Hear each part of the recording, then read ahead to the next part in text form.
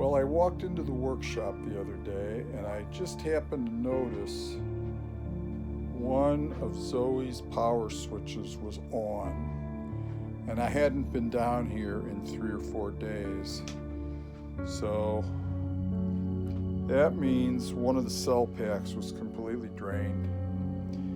And these are lithium ion cells and they do not like to be completely drained. So I had to take Zoe's computer section off of the drive section. Now this thing is mostly modular connected, so it comes apart fairly easily. The only connection between the bottom and the top, the drive section and the computer section, there's two power wires right there on banana plugs, and that's how she gets her main 24 volts from the batteries. The batteries are all in the drive section. So I took this bank of cell packs out because that's where the one was that was left on. And the other connections, that's where Zoe's computer section gets her power out of those two banana jacks. Also, there's two, it's kind of hard to see the black one. Two USB cables come out of there. One of those is for motor drive and the other one is for wheel odometry. Now normally those would plug into the USB hub up in the computer section. There's the computer. However, I had to unplug them to take the top off the bottom. And the only other connection that was in there was this part of the new wiring harness, which was connected in the back to the rear ultrasonic sensor. So I've got the 4 cell packs out of there, and 3 of them are sitting right there, 2, 6, and 7. And the switch that was left on was switch number 1.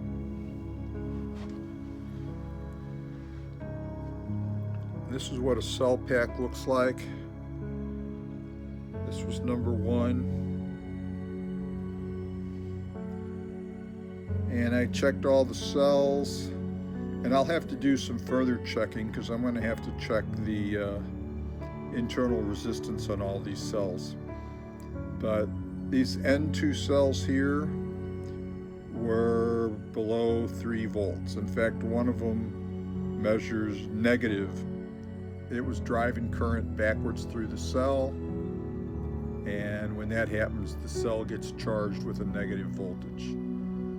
So I'm going to further investigate these cells, but the 2 offending cells I took out. Now the 2 offending cells were numbers 453 and 401. They're basically the same vintage of cell. I can tell because the wrappers are the same color. These wrappers don't have any kind of identification on them. There's probably another wrapper underneath these wrappers that do have some identification, but who knows? But I can tell they came from the same bunch because they're all 400s. Now this is my internal cell resistance tester that I built. It's not a standalone device. You got to measure the voltages. You got to do some calculations. I have a spreadsheet set up to do that. So, but then that's on my old laptop that is not guaranteed to ever power up. So This internal cell load tester. It's got two pots on it. One says calibrate 100, one says calibrate 10. It's got a center off switch here in the middle. Uh, One of them puts a one, if I switch that switch up, it puts a 100 ohm load on the cell. And if I switch the switch down, it puts a 10 ohm load on the cell. And that draws a lot of current from a fully charged cell, but I don't usually put fully charged cells on this thing. But it's kind of a complicated process, so I've got instructions written on it. This is just a simple cell holder, single cell holder. It wasn't designed for doing this, so I had to add that white tape on there and insulate it so that one end was completely isolated from the other end, um, or from this. Actually, the sides of the cell was not is isolated from the tip of the cell because not all of these cells have good wrappers on them. So I made this. Looked on the internet and found different methods for measuring internal cell resistance. Um, but this one, I can't say for sure that it's given me correct values, but I can measure one cell against another cell and kind of get an idea what the cell resistance is. Now this has some big power resistors on it. There's one there standing up straight. A couple of power resistors, 5-watt power resistors.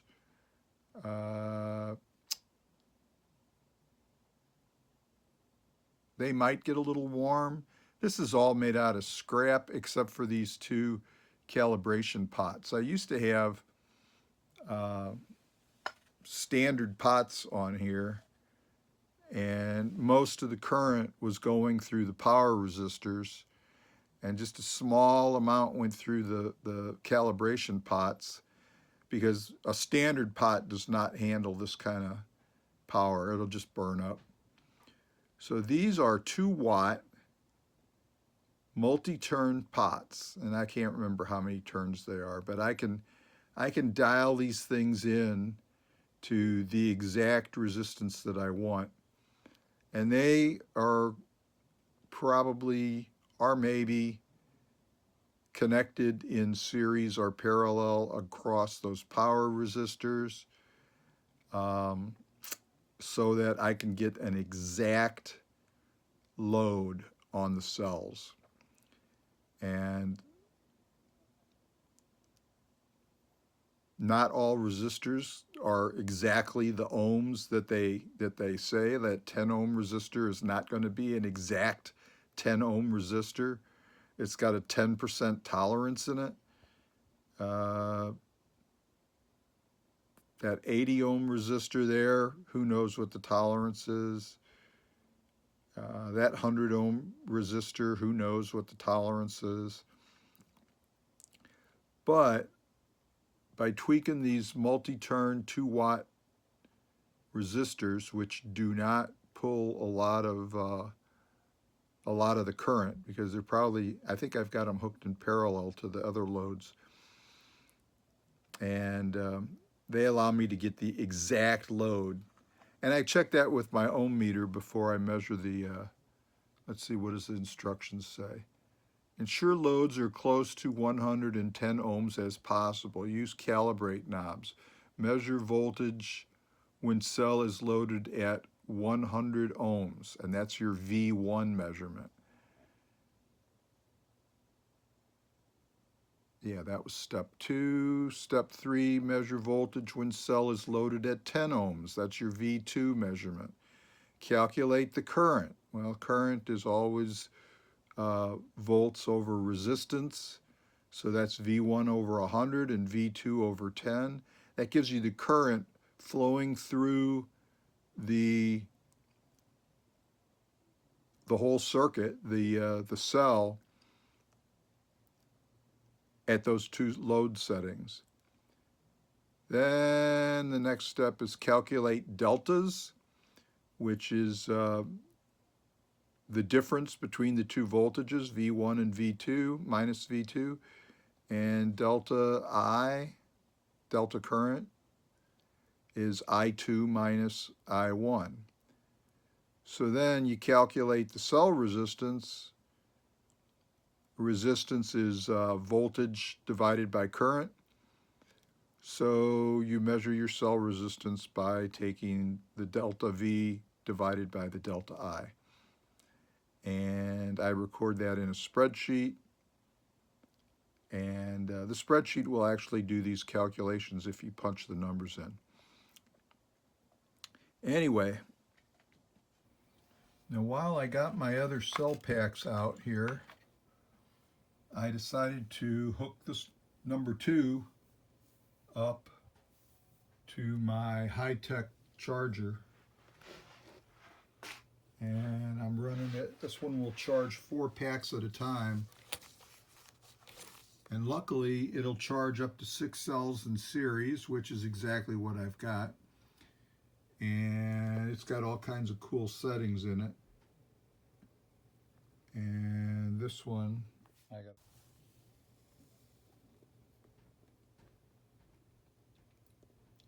Okay, I've got this one set up to do a lithium 6 series, that's Li6S, 0.8 amps. Sometimes it drops down a little bit. 24 volts, 24.6 volts to charge it. It's set on a BAL as balance. And what that means is it will charge all the cells, all 6 cells, to the exact same voltage. Even if one cell is worse than the other, it's going to try and charge them all to the same voltage. And that's so it tries to match the internal resistance as much as possible. This is set, it says it's been running for 24 seconds.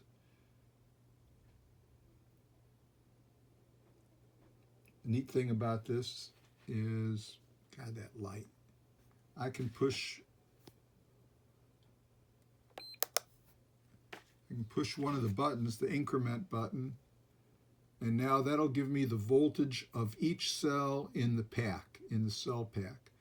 So the other thing this charger will do is if one cell is greatly high, it will actually discharge it a little bit so that it matches the other 5 cells. So you might hear this charger cycling. There's an internal heat resistor in there to drain off a cell if it needs to. And every once in a while you'll hear the fan start up in it. But just ignore that top one that says Li-IO charge. That's not being used right now. Only this one here with the connection. And to do that, the cell packs have a charge port and the power in, power out. The black and red are used in the robot and to charge. This port is only used to charge. And that gives me a connection to each one of the cells. Boy, those wires were really hard to solder in there like that too, because that circuit board and that circuit board are up against each other. And I made these cell packs. You can tell the bottom how the cells are connected. And the little wires on there are for the balance charging. It can read the voltage on the individual cells instead of the entire 24 volts out of the 2 plugs. I had those circuit boards made PCB Express or Express PCB. I can never remember which one it is. But this is another cell pack that's got all 6 cells in it. And I've got another one laying there, and then this one is currently under charge. And that little plug on there that connects between the cell pack, you can't see that, and the charger,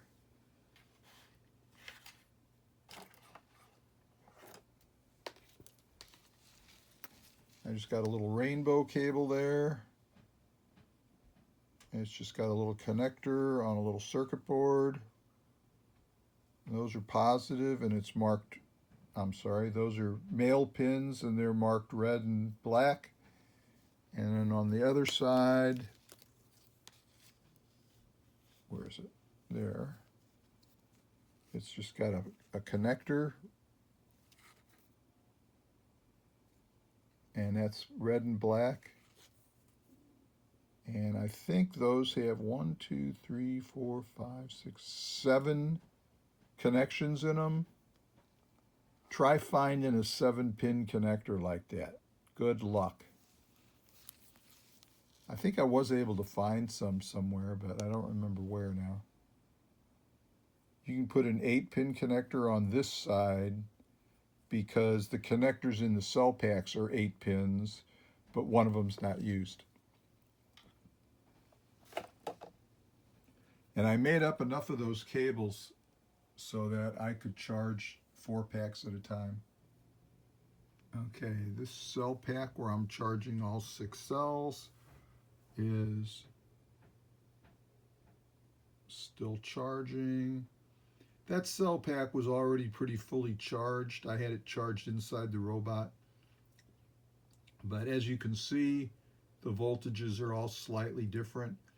That won't hurt anything, but maybe I need to measure all of the internal resistances in these packs and try and balance them out. Now what I can do, since my cell packs are all spring-loaded and not all taped up in Kapton tape and made into a solid unit, I can move my cells around in all the packs and get them balanced, put the cells in the same cell pack that all have a similar internal cell resistance in series, and that's fine.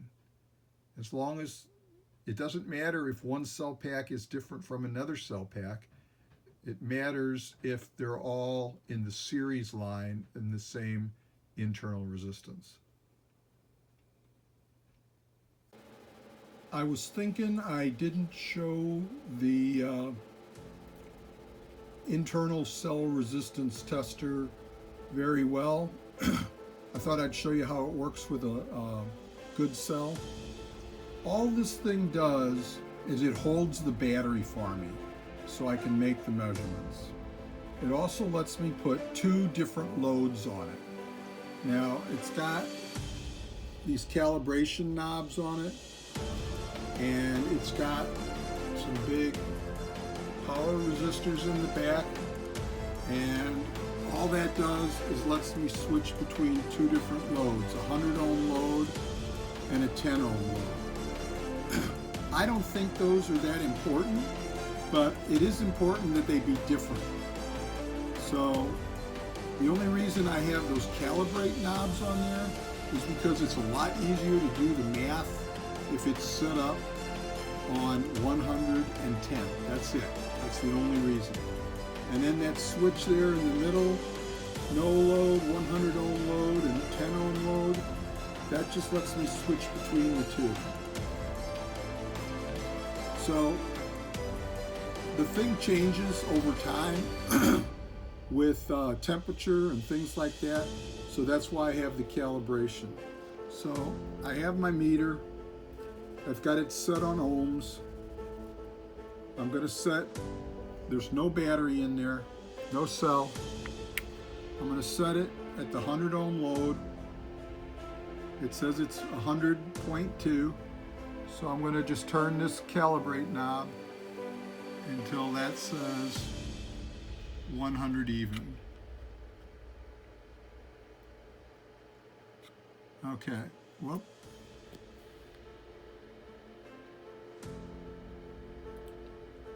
I don't think that has to be that accurate. Okay, and then I'm going to check the 10 ohm load. And that seems to be right on. I can tweak that a little low. I can tweak it up to 10. I think I can tweak it a little higher. Yeah, it'll go a little higher.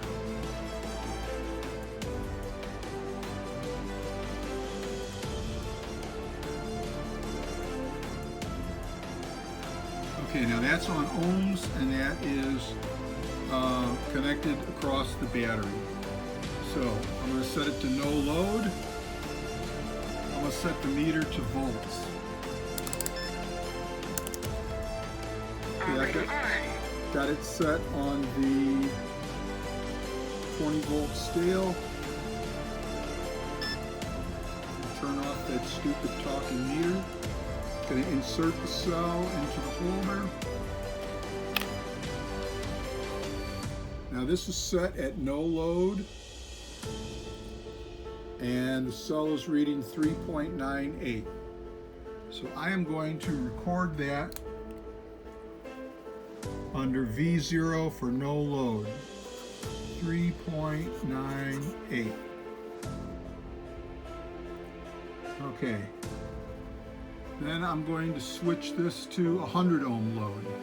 Now I usually do 100 ohm load first because it's going to pull the least amount of current through the battery. And if you'll notice, the voltage is now 3.97.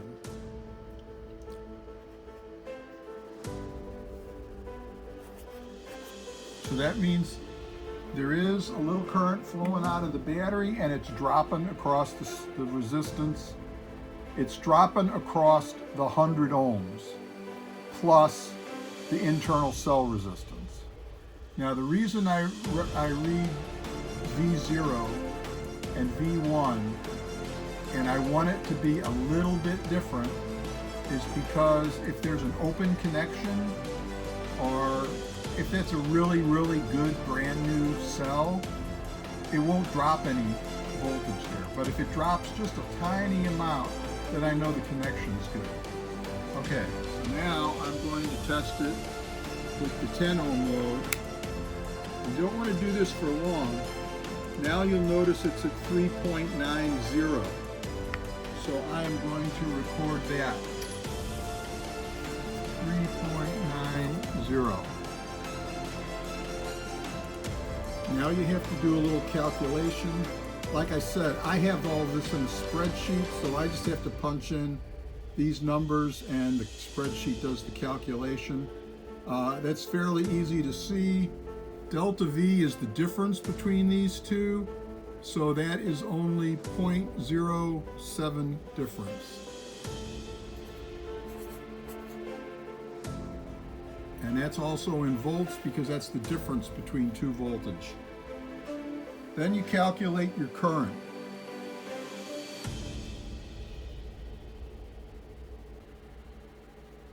Okay, I calculated the two currents.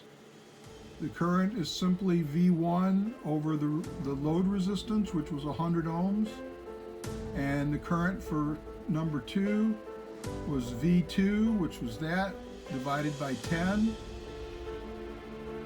So I1 is 0.0397 amps. I2 is 0.39 amps. The delta I, which is the difference between these two, is 0.3503 amps. Now you've got your delta V and your delta I, and resistance is volts over current.